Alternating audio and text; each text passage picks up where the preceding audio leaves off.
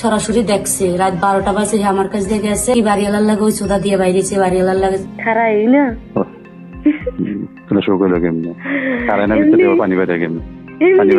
আমিও ওয়াশরুমে গেছি এরকম সময় একটা বারাকটা আইছে দেখছে আমি কাছাকাছি গেটটা আস্তে করে খুলে রাখো।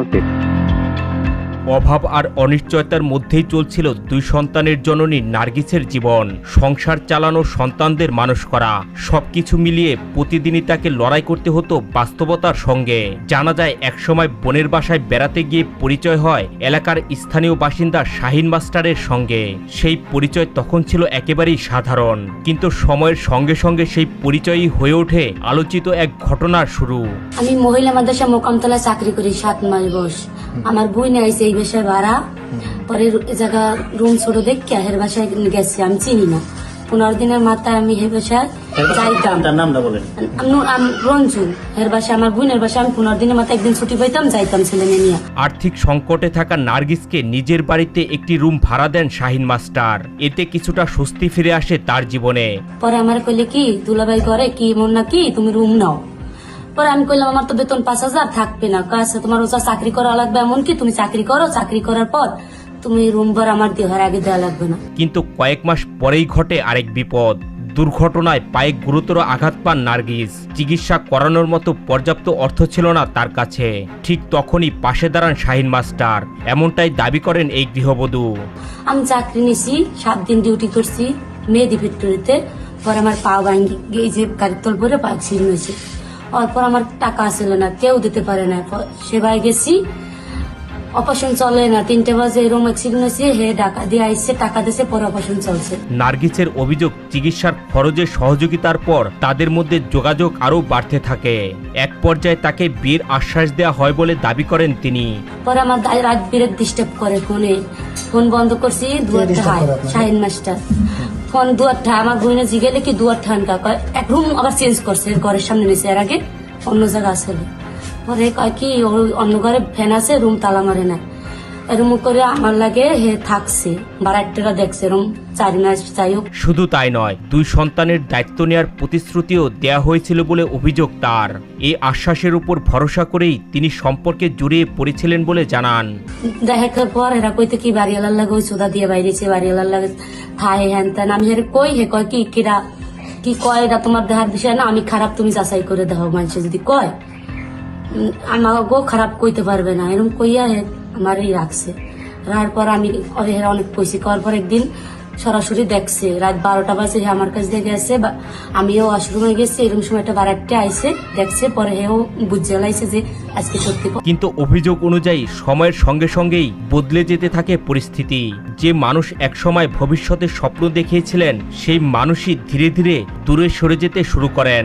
নার্গিস দাবি করেন এক পর্যায়ে তাকে বাসা ছেড়ে দেওয়ার কথা জানানো হয়, এমনকি তাকে সরিয়ে দিতে বিভিন্ন ধরনের চাপ দেওয়া হয় বলে অভিযোগ তার।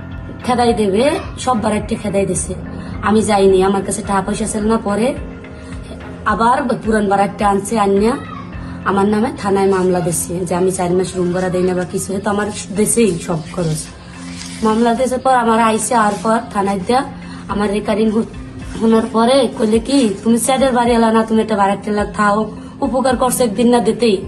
তাই কইয়া হে আবার স্যারে কইলে কি নার্গিস আপা আপনার কাছে টাকা না থাকলে 500 টাকা রাখেন, গাড়ি ভাড়া দিয়ে যাইবেন, ওর উচিত শিক্ষা দেবো থানায় নিয়ে। পরে আমি থানায় গেছি, থানায় যাওয়ার পর কি কইছে না কইছে আমার কিছু কয় নাই, কয় করে যান মামলা করেন। এই গৃহবধূ অভিযোগ করে বলেন, একদিন কয়েক ডজন লোক নিয়ে বাড়িতে আসেন শাহিন মাস্টার। সেখানে তাকে অপমান করা হয় এবং ঘর থেকে বের করে দেওয়া হয় বলে দাবি করেন তিনি।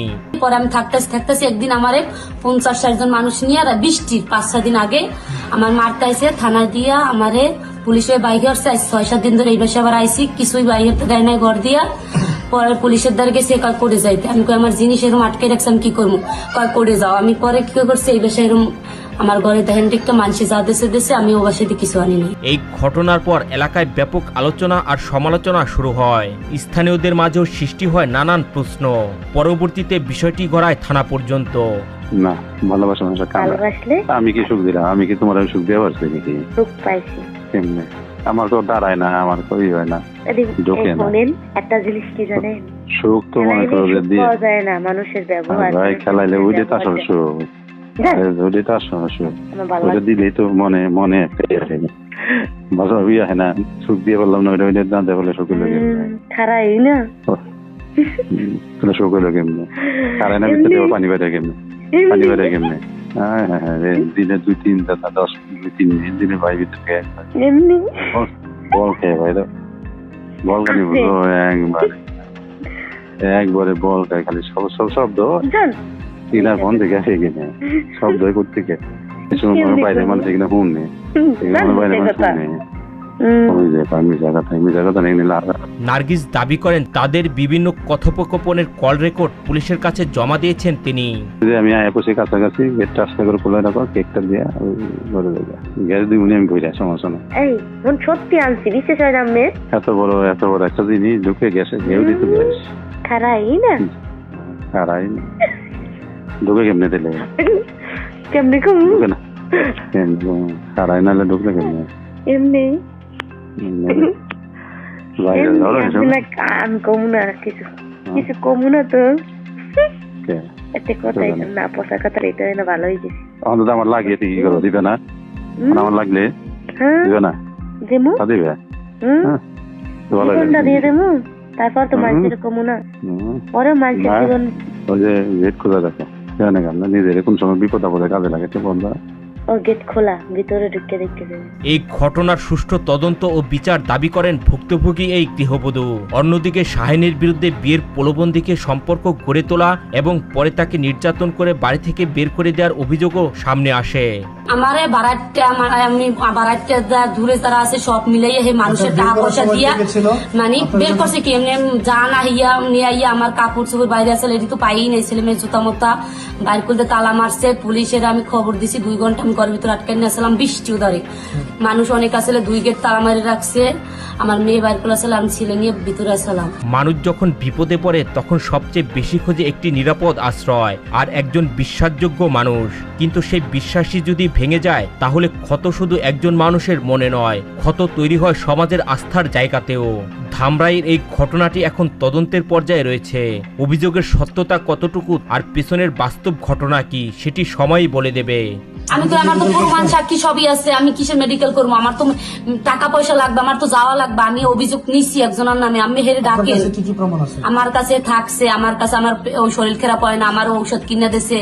আমার মনে করেন হে সবকিছু এমনি একটা ভয় আসলে যে আমি বুড়াকালে এটা তুমি আমার বাসা ছবি ভিডিও কল রেকর্ড আছে, এমনি ছবি আছে রেকর্ডিং মনে করেন যা করছে না করছে ভালো মন্দ সব আমার মোবাইলে আছে। যে কোনো সম্পর্ক, বিয়ের প্রতিশ্রুতি কিংবা অভিযোগের ক্ষেত্রে আইনের আশ্রয় নেওয়াই সবচেয়ে গুরুত্বপূর্ণ পথ। এই ঘটনায় আপনার মতামত কি কমেন্ট করে জানাতে ভুলবেন না।